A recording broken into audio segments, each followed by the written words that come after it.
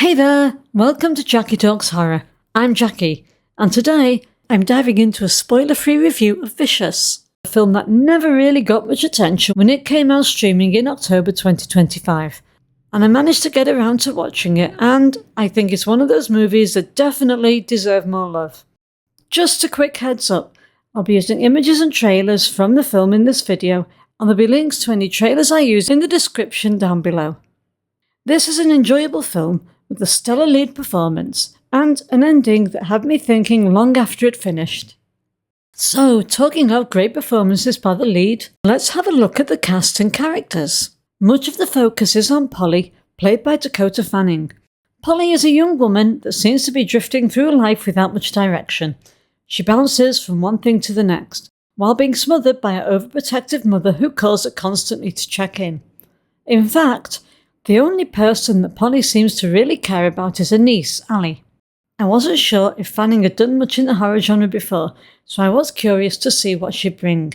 And in my opinion, she delivers a fantastic performance. The film is basically carried on her shoulders, with the camera on her for almost the entire runtime, and she absolutely rises to the challenge. She shows every part of what she's going through and navigates the emotional shifts with real nuance. The only other significant character is the mysterious woman played by Catherine Hunter.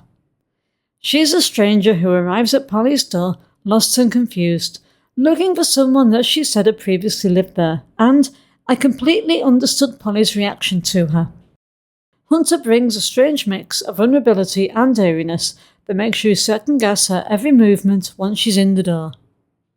Okay, so let's have a quick look at how the film handles its plot and pacing. The film follows Polly, a young woman living on her own, that answers a knock at her door while she's preparing for an interview. Polly lets the lady at the door in and receives a box that will set a terrifying chain of events into motion. The mysterious box isn't just unsettling, it comes with instructions that demand symbolic sacrifices, blurring the line between the psychological trial and supernatural threat, although its rules and origins are never fully explained. The pacing was fairly slow, punctuated with periods of intense drama and emotional moments. Most of the film takes place in Polly's house until late into the second act. Once the film enters the third act, things escalate sharply and the tension spikes with more action. With a runtime of 114 minutes, I do feel the film could have been tightened by about 15 minutes, but it still manages to keep you engaged. Okay, so let's have a look at some direction and production notes. Vicious is written and directed by Brian Bettino, who also wrote and directed the original The Strangers from 2008, a film I absolutely love, and its follow-up The Strangers Pray at Night from 2018, which I also thoroughly enjoyed, so I had high hopes for the quality of writing for this film. Vicious had its world premiere at Fantastic Fest in September 2025, and then went quietly onto streaming in October 2025. The film's great script and interesting story are its strongest assets. Vicious explores ideas of redemption, the fragility of the human mind, and our sense of self, inviting viewers to explore the darker corners of the human nature. Polly's journey, marked by moral ambiguity and internal struggles, invites you to ask questions like, what would you do in her situation? I love the distinctive camera work which was used to cleverly help tell the story, with tight personal shots to increase a feeling of claustrophobia and cluing us into Polly's state of mind. Bettino understood that silence can be just as powerful as loud scares. There are moments of pure stillness where the fear doesn't come from what you see, but what you feel when you're alone. Subtle cues in the soundtrack signal trouble before it happens, building tension and keeping you on edge.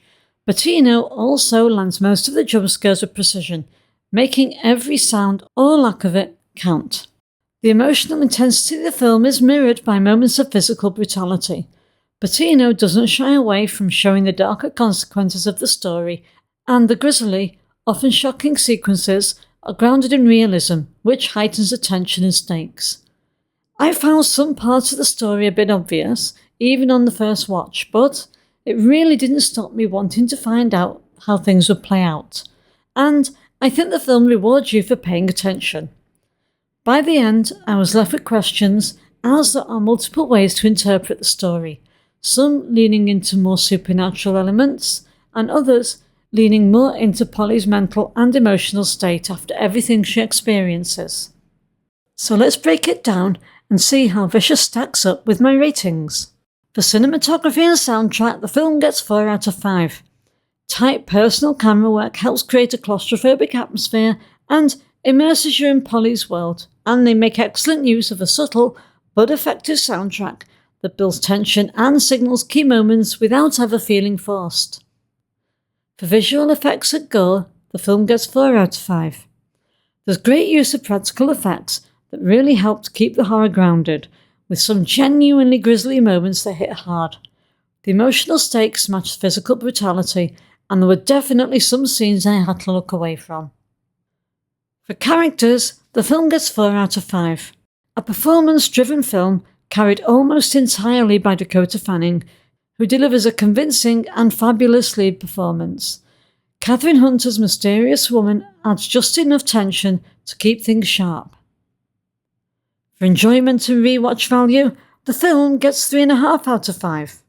I did enjoy the film and the questions it appeared to ask me. It's a strong, engaging watch, yet once you've seen how it all unfolds, there isn't a huge amount to be gained from repeat viewings. And for a personal score, this is a 4 out of 5-star film. I do think the film deserves more attention. It's nicely edited, interesting, and well acted.